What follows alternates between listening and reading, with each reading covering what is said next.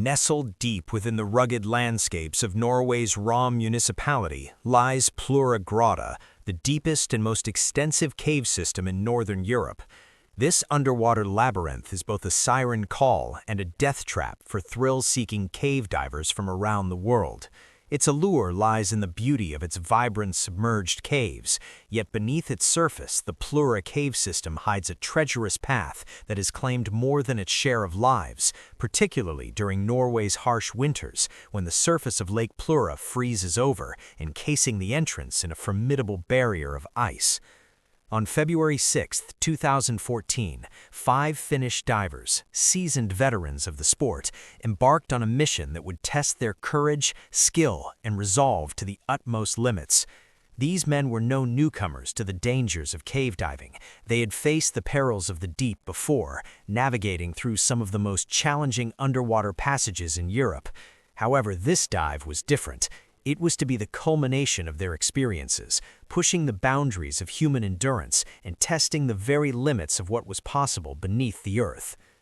Their destination was Steinlaflaga, a remote and perilous cave within the Plura system, accessed only through a network of narrow underwater tunnels. The dive was planned to take approximately 5 hours, with the men descending to depths exceeding 130 meters, far beyond the comfort zone of even the most experienced cave divers. For most amateur divers, an hour at 30 meters would be considered a significant achievement, but for these 5 men, this dive was an opportunity to achieve something extraordinary, something few others could claim. The expedition began in the early morning hours, with the men cutting a triangular hole in the ice covering Lake Plura. They slipped into the icy depths encased in waterproof dry suits and laden with advanced diving equipment designed to withstand the extreme pressures and temperatures they would encounter. From the moment they entered the water, the risks were evident. The deeper they dove, the colder and darker the water became, the tunnels narrowing to the point where even a slight mistake could mean disaster.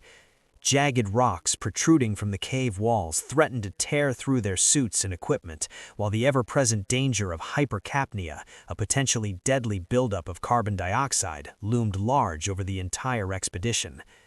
Patrick Gronquist led the group, a seasoned diver, who along with 2 others had discovered the passage between Plura and Steinlaflaga the previous year. His close friend Jari Hinnanen accompanied him, attempting the full traverse for the first time. The dive began smoothly, with the men descending into the inky blackness of the cave, their path illuminated only by the beams of their flashlights. But as they reached the deepest section of the cave, 110 meters below the entrance, disaster struck. Gronquist realized that Hinnanen was no longer behind him. Panic gripped him as he circled back, searching desperately for his friend. When he finally found Heinen, he was trapped in a narrow section of the cave and snared by a cord from his diving equipment. Heinen was signaling frantically with his flashlight, the only way he could communicate his distress in the pitch-black water. Gronquist knew the danger his friend was in. Heinen was panicking, his breathing becoming erratic, which meant he was at serious risk of hypercapnia. Gronquist acted quickly, attempting to calm Heinen and offering him a gas cylinder to help reduce the carbon dioxide in his system. But as Heinen tried to switch mouthpieces, tragedy struck. His panic overwhelmed him, and he began to gasp for air, inadvertently inhaling water instead. Gronquist could only watch in horror as his friend drowned before his eyes, his struggles growing weaker until finally he was still. The shock of witnessing his friend's death was overwhelming, but Gronquist knew he had to control his own emotions and breathing to avoid the same fate. He could not afford to panic, not now, not here, deep within the heart of the cave.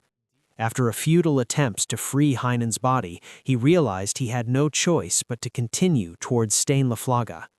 The journey ahead was fraught with danger. Not only did he have to navigate the treacherous tunnels, but he also faced the risk of decompression sickness, a potentially deadly condition that could strike if he ascended too quickly after spending so much time at such extreme depths. As Gronquist pressed on, the second team of divers, led by Visa Ronen, was the first to encounter Heinen's body, and he was faced with a gut-wrenching decision: turn back or continue. After weighing his options, he chose to press on, but the delay in navigating around the body added several hours to his decompression time. When Ronan finally surfaced, he was in agony, suffering from the early stages of decompression sickness. The pain in his joints, a common symptom of the condition, grew worse with each passing hour, a grim reminder of the dangers they faced in the depths.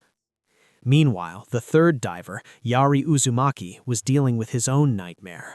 Upon discovering Hainen's lifeless body, Uzumaki panicked, his mind overwhelmed by the sight of his dead friend. In his terror, he overloaded his rebreather with carbon dioxide, a mistake that would prove fatal. Despite the efforts of the fifth diver, Kai Kannon, to assist him, Uzumaki could not regain control and drowned just 20 meters from where Hainen's body lay. Kannon, shaken but determined to survive, made the grueling journey back to the starting point, breaking through a thin layer of ice as he finally resurfaced nearly 11 hours after the dive began. All three surviving divers were immediately hospitalized with decompression sickness, their bodies racked with pain from the bends.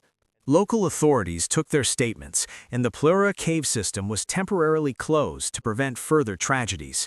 The loss of Hinen and Uzumaki sent shockwaves through the Finnish diving community, and word of the disaster soon reached Sami Pakarina, a diving instructor and close friend of the deceased, who was teaching in Mexico at the time. Pakarina spent hours on a Skype call with British cave diver Rick Stanton, a man renowned for his rescue and recovery work in some of the world's most dangerous underwater caves. Stanton had already heard about the accident and was preparing to assist in retrieving the bodies of the two divers. 2 weeks later, he, along with divers John Voldenen and Jason Mallison, made the arduous journey to Norway to begin the recovery operation. However, the mission proved more challenging than anticipated. The narrow passage where Hin's body was lodged blocked access to Uzumaki, making it impossible to reach him from the Stein-Flagge side of the tunnel. The divers considered returning to their point of origin and attempting to dive backward through the system, but the risks were too great. The recovery was called off, and the Norwegian police declared the operation too dangerous to continue. Devastated by the failure, but resolute in his determination, Granqvist made a solemn promise to Hinen's widow. He vowed to bring her husband's body back, no matter the cost. It was an unspoken code among divers. No one gets left behind, not even in death. This was a promise Granqvist intended to keep. Quietly, the surviving divers began planning a second unauthorized recovery mission. They knew that they would be denied permission if they asked, so they kept their preparations secret. On March 22, 2014, a team of 27 divers descended on Pleura.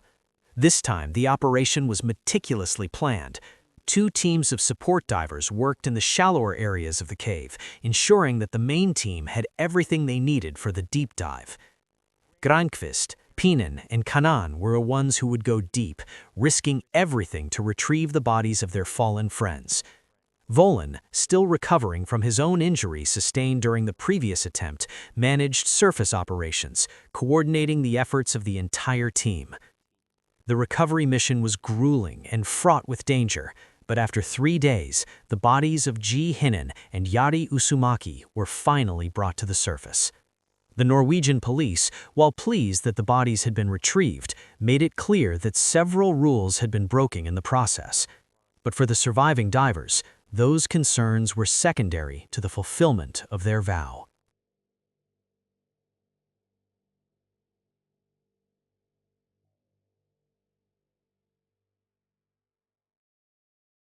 In September 1984, on a warm weekend afternoon, 3 seasoned divers prepared for what they believed would be a straightforward exploration. Nuno Gomez, an experienced diver with a sharp sense of direction, led the team. Alongside him were Peter Verhill, whose curiosity often led him to push boundaries, and Malcolm Keeping, a cautious yet capable diver. Their destination was a remote, partially submerged chamber in South Africa's Sterkfontein Caves, a site renowned for its ancient human fossils. The allure of the unknown, combined with the possibility of making a significant discovery, drove them into the murky depths. Sterkfontein, a cave system mostly comprised of dry passages, hides a network of underwater tunnels that had remained largely unexplored. Of the cave's many mysteries, only 10% is submerged, yet these watery passages are treacherous, uncharted territory that few dared to venture into. Among the fossils, a 2.3-million-year-old skeleton of an early human had been found, providing invaluable insights into human evolution. This historical significance made the cave not only a site of interest for archaeologists, but also a tantalizing challenge for divers like Nuno, Peter, and Malcolm. Nuno had scouted the route just 2 weeks earlier, so he was confident as they navigated through the cave's narrow, winding passages. The group made their way through the elephant chamber, named for its peculiar rock formation that resembled an elephant's trunk, a landmark in their journey. After about 120 meters of squeezing through tight, claustrophobic spaces, they arrived at their destination, a small, oval-shaped chamber.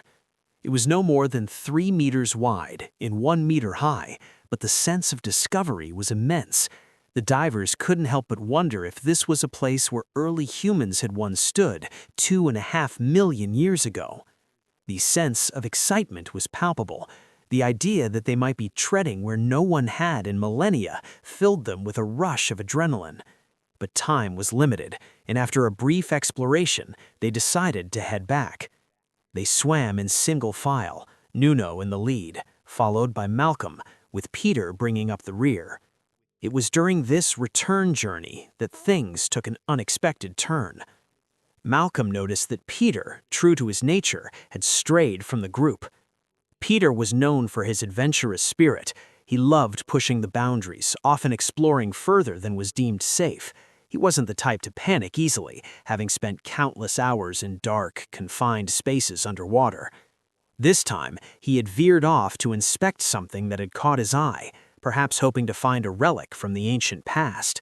But finding nothing of interest, he quickly made his way back to the main line, rejoining the others.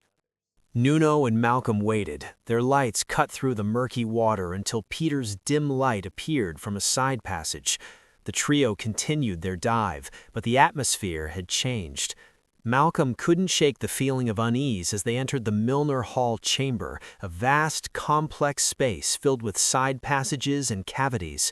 Suddenly, he realized that Peter was missing again. The chamber was large enough to make it difficult to determine whether Peter had fallen behind or taken a different route. The two divers paused, scanning the chamber, but there was no sign of Peter. No bubbles, no light, no sound. Concern turned to worry as they realized they were losing precious time. They retraced their steps, searching every side passage they could safely explore, but Peter was nowhere to be found. Hours passed as they scoured the cave, but with their air running low, Nuno and Malcolm knew they had to call for help. They surfed and immediately contacted the authorities. The first to arrive were fire brigade divers, but they refused to enter the water, citing their lack of experience with cave diving. The situation was growing more dire by the minute. The silt, disturbed by their search, had reduced visibility to just a meter, making the already dangerous conditions even more treacherous. Desperate for assistance, Nuno reached out to Craig Stevenson, another experienced diver who had explored the same tunnels with him just weeks before. Nuno and Craig resumed the search, pushing themselves to the limit, but as dawn broke, it became clear that their efforts were in vain. The police dive team arrived and took over the operation, but even they couldn't locate Peter. As the hours turned into days, the focus of the mission shifted from rescue to recovery. It was a heartbreaking realization for Nuno and Malcolm, who had hoped against hope that Peter would somehow be found alive. What they didn't know was that Peter was still alive, fighting for his life deep within the cave's labyrinths. Drawn by his insatiable curiosity, Peter had ventured into one of the side passages, eager to see what lay beyond the safety of the main line. But Sterkfontein is no ordinary cave. It's a dark, deceptive place where the surface is not an option for escape. At first, Peter thought he knew where he was going, but as Peter swam further into the cave, he began to realize he was lost. The feeling of being lost in a cave is unlike any other. At first, there's denial, a belief that you're still on the right path, but as the minutes pass and every turn brings you to a place that looks both familiar and strange, panic starts to set in. Peter's adrenaline surged as he swam in circles, desperately trying to find his way back to the main passage. He knew he was in trouble. Then, in the darkness, he saw it. A small hole above him with a faint silvery reflection. It wasn't much, but it was something. Peter squeezed through the narrow opening, scraping his gear and his skin in the process. On the other side, he found himself in a tiny air chamber with a small island. It was a brief moment of relief, but as the reality of his situation set in, Peter knew he was still in grave danger. He was alone, with no way to communicate with the outside world, and no idea how to escape. For what felt like hours, Peter sat in the dark, his flashlight turned off to conserve the last of its battery. He had air in his tank and water to drink, but he knew that wouldn't be enough. His mind raced with the fear that his friends might have assumed he had drowned and given up the search. He shouted into the darkness, hoping against hope that someone would hear him, but the only response was silence. Meanwhile, the police had sealed off the cave, barring anyone from entering. Even Nuno was kept away, unable to continue the search for his friend. Peter, trapped in the darkness, began to feel the effects of isolation and starvation. The days blurred together as he drifted in and out of sleep, his body growing weaker with each passing hour. He tried to explore the small chamber he was in, but every path led to a dead end. He was too scared to venture into the narrower passages, fearing he might get stuck. As time wore on, Peter's situation became more dire. He lost 44 pounds as his body consumed itself for energy. The darkness and silence became oppressive, leading him to the brink of madness. He began to hallucinate, his mind struggling to cope with the lack of stimuli. The only marker of time passing was the growth of his beard, which had become long and unkempt. It was a grim reminder of how long he had been trapped. 6 weeks after Peter had gone missing, the police called off the search. The caves were reopened, and Nuno and his friend Roger immediately returned. They were determined to find their friend, even if it meant bringing back his body. Roger searched the dry cave, while Nuno dove back into the water. On the first day, Nuno discovered a connection between the wet and dry caves, a potential lead that could finally bring them to Peter. Roger followed the lead and soon made a heartbreaking discovery. Peter's body was found in a small chamber near a sump, about 100 meters from the nearest dry exit. He had left messages on the cave walls, trying to signal for help. He had held on for 3 weeks, hoping to be rescued. But in the end, starvation had claimed him. His final message, scrawled on the wall, read, "I love you, Shirley and Mom."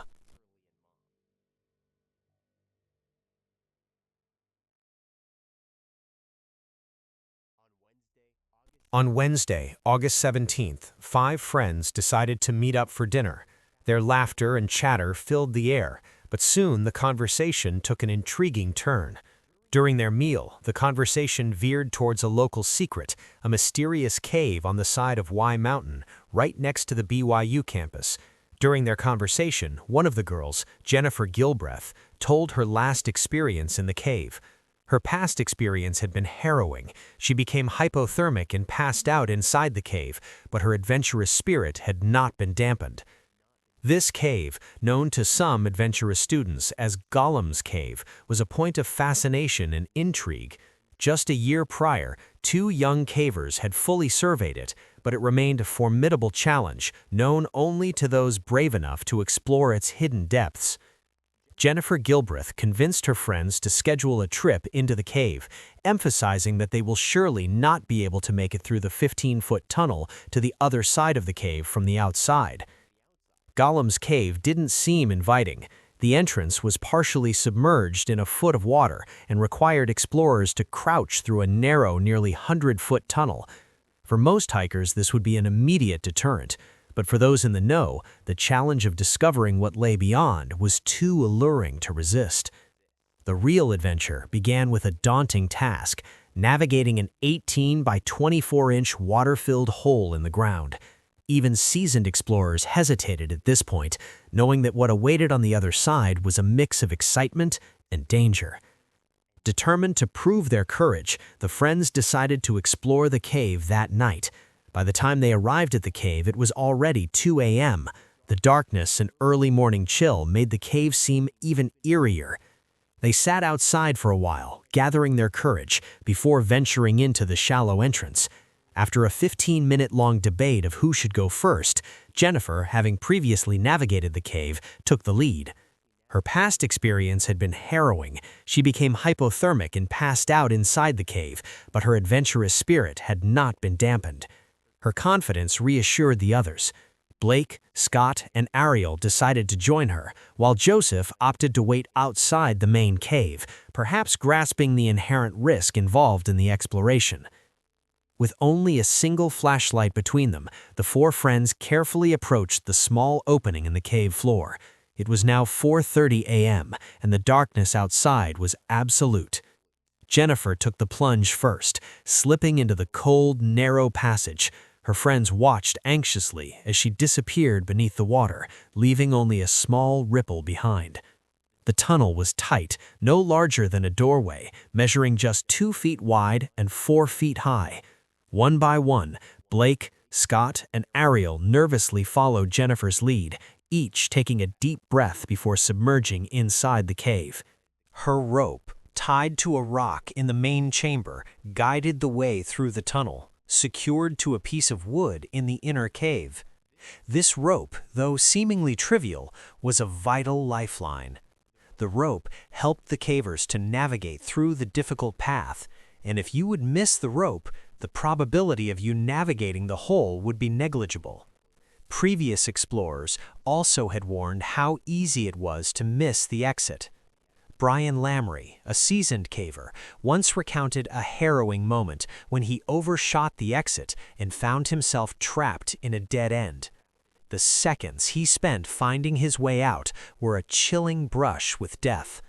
Thankfully, he was able to make his way out of the hole just before he gasped with lungs full of water. Despite these risks, Jennifer, Blake, Scott, and Ariel made the short swim to the inner cave, a small space just 15 feet away. The inner cave was slightly more spacious, about 6.5 feet tall, with a peak of 9 feet, providing a small air pocket above the water. Inside the cave, the explorers were likely feeling a mix of excitement and nervousness. The initial relief of surfacing inside the inner chamber would have quickly given way to discomfort. The air inside was likely bad air, the term used in caving to describe air that lacks the normal oxygen levels. In a cave with stagnant air and a closed water source, carbon dioxide buildup was inevitable, a situation exacerbated by the burning of candles inside the cave. With no airflow, carbon dioxide settled at the water level, creating a hazardous environment. The explorers, unaware of the poor air quality, would have found their ability to think, move, and breathe gradually impaired. The hole was suspicious enough to only accommodate one person at a time. Therefore, realizing the urge to act rapidly, Jennifer attempted to exit first. While navigating her way out, she faced a dire situation as she struggled to find the exit hole. The low oxygen levels, around 10 to 12%, severely reduced her ability to hold her breath, with only about a minute before she would lose consciousness. Panic set in. The murky water stirred up by sediment made it even harder to see, and she may have lost grip of the guiding rope. Her chances of finding the way out quickly became slim. turning an already desperate situation into a tragic one. Back in the inner cave, the others waited in the dark, not knowing Jennifer was fighting for her life. After a brief wait, Ariel was next to attempt the exit. The elevated carbon dioxide levels would have doubled her respiration rate. Taking deep breaths before diving, she swam forward only to encounter Jennifer's body in the tunnel. The reality of feeling her friend's lifeless body in the confined space heightened the panic. The supposed clear passage now felt claustrophobic, with no room for two to navigate the tight opening. The narrow tunnel, once a path of adventure, turned into a nightmarish trap as she realized just how little space there was to maneuver through. Blake and Scott, having spent even more time in the bad air, would have faced similar difficulties. Blake plunged into the water-filled tunnel only to be confronted by the lifeless bodies of Ariel and Jennifer. The chaos intensified as he struggled to understand what was happening in the dim light. The narrow tunnel felt even more suffocating. Ariel was unconscious and on the brink of death, leaving Blake in a state of sheer panic and desperation. Scott, the last to attempt the exit, would have suffered the longest exposure to the bad air. In his weakened state, he might have quickly lost consciousness upon encountering the others. Meanwhile, Joseph waited outside, unsure how long his friends would stay. With no clear plan in place, his anxiety grew, his minutes turned into hours. By 5:30 a.m., still no sign of his friends, Joseph ventured into the cave and peered into the watery hole, seeing no movement or light. Confused and worried, he called some friends familiar with the cave. When they couldn't help, he finally contacted the police at 6:25 a.m. Joseph could only wait anxiously as authorities arrived. Rescuers immediately began pumping air into the cave to restore oxygen levels and pumped out water to create an airspace within the tunnel. After an hour of pumping, they discovered Jennifer's body floating inside the tunnel.